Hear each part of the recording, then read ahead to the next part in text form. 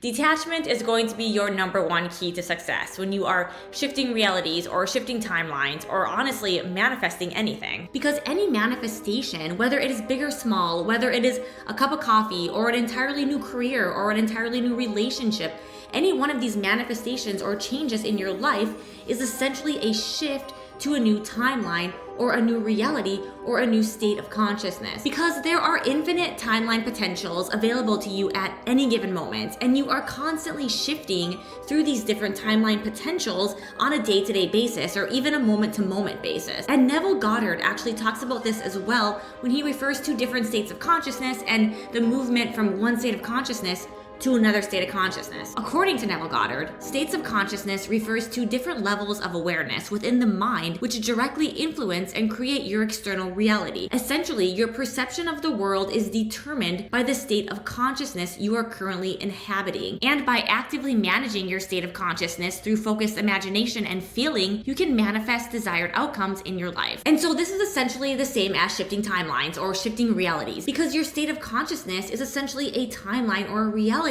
or an entire world that is created by your self-concept, which is basically all of your beliefs, assumptions, thoughts, and feelings on a day-to-day basis. And so this is where detachment comes in. You must detach completely from your old reality or your original timeline so that you can move your energy and attach your energy to the new timeline, to the desired timeline or the desired reality. The process of manifestation or shifting timelines is for you to completely move your energy, detach your energy away from this timeline that you have been on and move it to your desired timeline. So it is a shifting or a movement of your core life force energy from one state of being or one timeline to another. So when you don't completely detach from the original timeline and there are parts of you that are still attached to that old story, that energy or that attachment that remains in the original timeline could be keeping you stuck within this old reality and holding you back from fully manifesting what you want. So this could be why you may see things like a delay in your manifestation or a partial manifestation. It is because perhaps some of your energy is still attached to the original timeline or the original story. And so detachment is so important here because we need to take all of our energy away from this timeline, from this reality, and place it all into this timeline and this reality so that we can completely shift our life trajectory to now align with this new reality. And this energy shift that is happening when you are working to move your energy into a new reality or a new state of being can turn into a bit of a dance between the two states. And this is because of your ego. So the ego is great, right? We love the ego. We don't want to talk bad about the ego because the ego is super important and super essential to living in this 3D time-space reality. The ego helps us to maintain a sense of identity or continuity in our life. It allows us to create a self-concept that we identify by our name that allows us to experience life, to experience growing up, living on a day-to-day, week-to-week, year-to-year basis. So we need that ego, that identity, that self-concept to function in this reality. So I'm not saying that the ego is bad or wrong and we need to totally just detach away from our ego. No, I'm saying that the ego is a necessary tool to function in this reality. However, it does provide some difficulties when we are working to shift timelines. And that is because your ego has a set point or a sense of what is normal, a sense of normality that it wants to maintain so that it can keep you safe and create this continuous life path journey for you. So when you are trying to detach and shift your energy down into your new timeline and move your energy away from your old familiar reality, there is a very good chance that this will trigger an ego backlash. It will trigger some resistance in your ego. And ego backlash is essentially a Buddhist term that, when applied to manifestation or shifting realities, essentially means that when you are going into unfamiliar territory, so if you are used to having these same familiar thoughts every day for weeks on end and you decide to shift your thoughts to a new state of being because you want to manifest a change in your reality,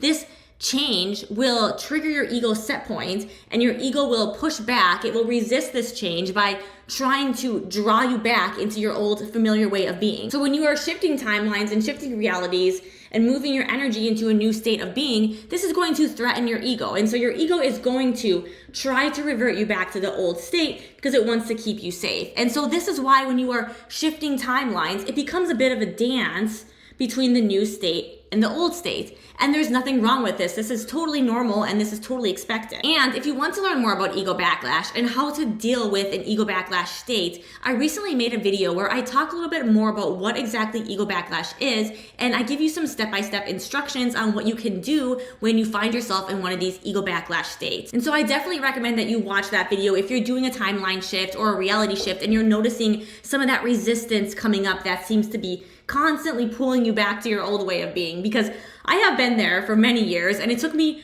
so long to figure out what was going on. And once I realized this ego backlash concept, it really made me feel a lot more empowered to this whole process. And it allowed me to become aware of this resistance and shift it a lot more effortlessly. But essentially, when you are learning and working to detach your energy from the old timeline and move it into the new timeline, what's gonna happen here is that it's gonna be like a dance where you take your energy into the new timeline. For a while, you're feeling really great. Then you're gonna notice some resistance, or you're gonna notice something happen in your 3D that might trigger you back into this old timeline. And then again, you're going to be needing to shift your energy once again back into the new timeline. And it's gonna become this dance where you slowly, more and more of your energy moves into the new timeline. So it's like more of your energy moves forward into the new timeline, a little bit moves back, a little bit moves forward, a little bit moves back. And you're kind of in this like dance with your ego until you are successfully detached from the old timeline and all of your energy is now attached to the new timeline and the new self-concept that comes along with that new timeline. And so when you are going through this whole dance of shifting your energy and detaching from the old timeline,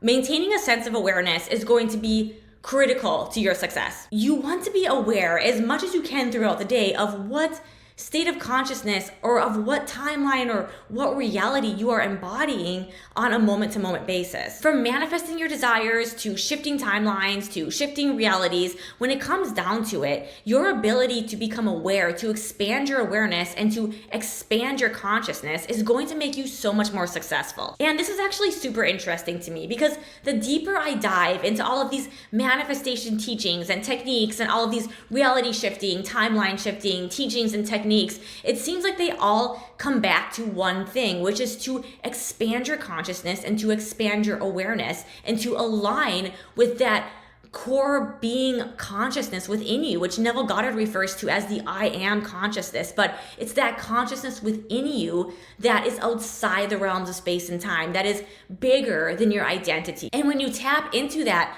core consciousness that is within you and you expand that consciousness, you expand your awareness, you become more aware of what you are creating. And by becoming more aware of what you are creating, you now have more control over creating what you want and manifesting your desires. So when it comes down to it, if you want to be better at manifesting your desires or at shifting timelines, really the one thing that you need to master is expanding your consciousness and becoming more aware of that energy, that observer perspective that is always watching your life, and become more identified with that perspective. And so when you're in this dance of moving your energy from your old reality to your new reality, you want to be very aware on a day-to-day, moment-to-moment basis on where your energy is, what timeline, what state of consciousness is your energy currently embodying. And you can tell where your energy is by looking at what you are thinking in any given moment, or looking at how you are reacting to your 3D reality in any given moment. Those thought patterns, those reactions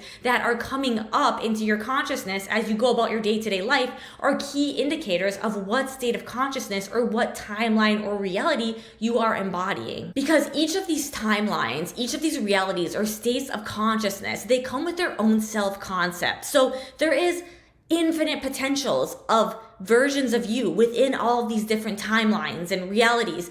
And each self-concept or version of you is creating an entire world, an entire reality based off of how they are perceiving reality. So based off of their thoughts, their beliefs, their assumptions, their reactions, how they perceive reality is creating that particular reality. So to give you an example here, if you are working on shifting from a reality where you are struggling financially to a new reality where you are wealthy and abundant, if you were to receive a bill for $500, the two different realities or states of consciousness that you are shifting between would react very differently to receiving that bill. If you were in the reality where you were financially struggling, this $500 bill would cause a major reaction for you. You might feel stressed out. You might feel triggered. You might feel scared and start to become worried on how you will find the money to pay this bill. But if you are embodying that other state where you are wealthy and abundant, this $500 bill is likely not going to affect you very much at all, because in this wealthy state, it's not really difficult for you to find $500. So it's not really that big of a deal for you. So you might remain more calm. You might remain more collected. You would have a totally different reaction. You would have a totally different set of thought patterns coming up in this scenario based on what state of consciousness you are embodying internally as you receive that 3D reflection. So you want to be very attuned and very aware of your internal state and what reality you are occupying internally. And why is this? Why do we only need to care about the internal state? That is because dimensions are expanding out. Dimensions are created through expanding outward. So when you are in your thoughts, your imagination, your dreamscape, you're actually in the fourth dimension. And the fourth dimension is a blueprint for the third dimension. So everything that is in the third dimension is created first in the fourth dimension, and it expands out from the fourth dimension to the third dimension. So before you see anything in your third dimension, it must first be created in the fourth dimension. So that is why when you are doing this, especially when you are just starting out, you want to just keep your attention and your awareness on your internal state and what you are thinking and imagining, because that internal state, that fourth dimensional state, will expand out into your 3D reality. And this is why people always say that the 3D reality is old news. It's old manifestations, because it's things that have already expanded out. And so if you want to create a change in your 3D reality, you need to become aware of what you are focusing on in the 4D reality, in your imagination, in your thoughtscape, in your dreamscape. You need to place your attention on creating that change in this fourth dimensional time space so that it can expand out into the third dimensional time space. So when you are shifting realities, it is important to understand detachment as detaching from your old way of being, detaching from the old timeline, the old self-concept, and slowly moving your energy bit by bit to the new timeline, to the new self-concept, to the new way of being. And so when it comes to what to do to practically achieve this, the technique that has worked the best for me lately is SATS, the state akin to sleep. And this is a Neville Goddard technique that is very common. So this is nothing new. This is nothing groundbreaking. This technique has been around for a while. But I will say, recently I have really put a lot of my manifestation focus onto the SATS technique, and it is mind-blowing. First of all, how simple it is, and second of all, how well it works for not very much effort. So while you are falling asleep at night and you're in that drowsy state where you're really tired and you're right about to fall asleep, you're going to place yourself in the first person perspective. That's very important. First person perspective. Don't do third person perspective. I have done third person perspective before, and it tends to manifest in ways where you see other people getting your manifestation. So let's not do third person perspective. You want to place yourself first person perspective, like you're in a VR video game, in a scene that dictates to your mind, to your senses, that your manifestation is complete, that you have received what you are desiring. So if you are wanting to manifest a new house, for example, you could place yourself within that new house. Maybe you're hosting a party in that house. And another very common one is talking to a friend or talking to a family member who is congratulating you for receiving your manifestation. So if you're trying to get a new job or something, this could just be a conversation where you're getting a call from the recruiter and they're telling you, congratulations, you got the new job. So it doesn't have to be anything super elaborate or super complex. It can be very simple. And so you're going to want to be in this scene, ideally as you're falling asleep at night. But if you are somebody like me and you have a lot of difficulty doing SATs at night because you maybe fall asleep too quickly, which has been my experience, I have been doing SATs in the morning and it is working amazingly well for me. So it definitely works to do it in the morning also. And for the morning SATS technique, it would be essentially the same thing, except you are just doing this as you are coming to consciousness in the morning. So as soon as you notice yourself start to wake up. Leave yourself as long as you can in that drowsy state where you're like half awake and half asleep, and then place yourself in that scene and allow yourself to move around in that scene and feel how that scene makes you feel as you are coming back to waking consciousness in the morning. So every time you are doing this, you are consciously moving your energy into the new state, and you are detaching from the old state because you are not focusing on it. And that's actually another key thing to understand here, is that you want to put your focus on the new state or the new timeline, and you want to remove your focus from the old state or the old timeline, especially when you are in these drowsy states, like that state akin to sleep, because your subconscious mind is so much more